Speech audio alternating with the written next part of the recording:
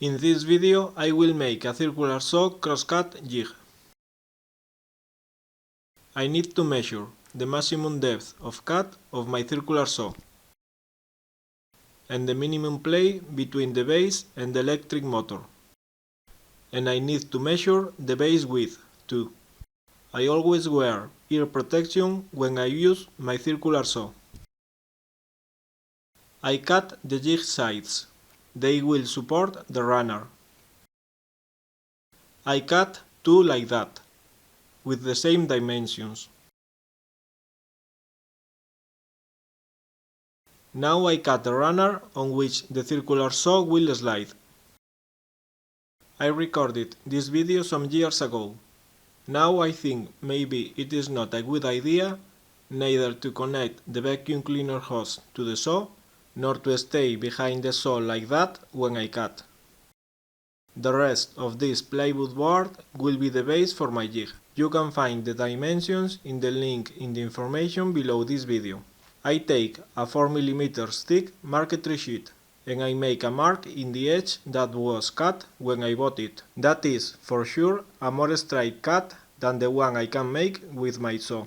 I cut a 2 cm wide strip that will help me to guide my circular saw while it is sliding on the runner. I glue the strip on the runner near one edge. The mark I have in the strip must be looking inside the runner. I try to be very careful in order to put it perfectly straight.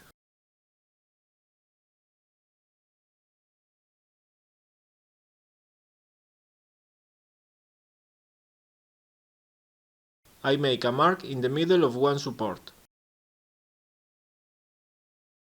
I screw one of my supports or sides to one of the longer edges of the base. I shortened the supports in order to put them between the clamps I used to hold the base.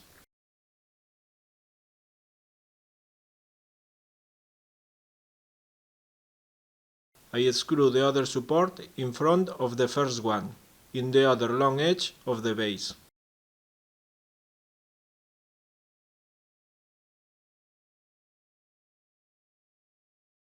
I mark on the runner the width of my circular saw,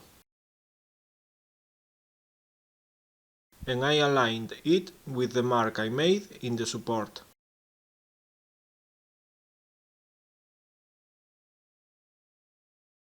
With some screws, I screw the runner to the supports.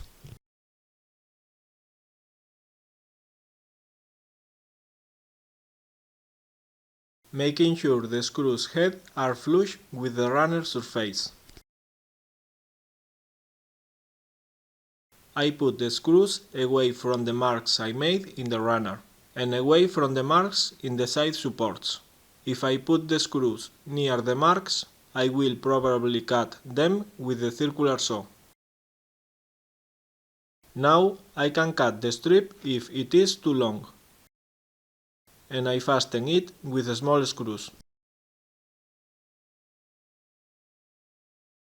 It is time to make the first cut. I rest the base of my circular saw on the runner and against the strip, and I cut all along the runner. I must make a groove in the base.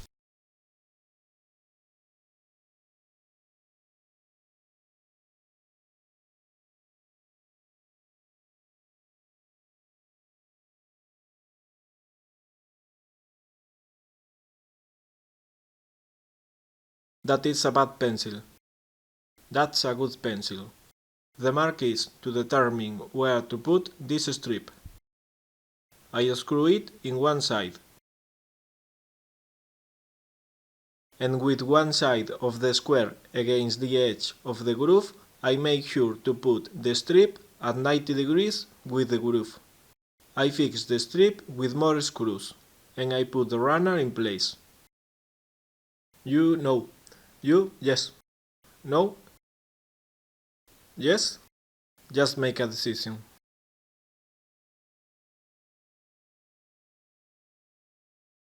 And now the first test.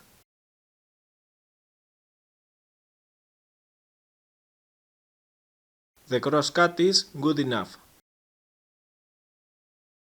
but the vertical cut is not that good. In this case, I have to lift just a bit the side of the runner where I have the marquetry strip. I loosen the screws in that side, and with some chips I lift the runner just a bit.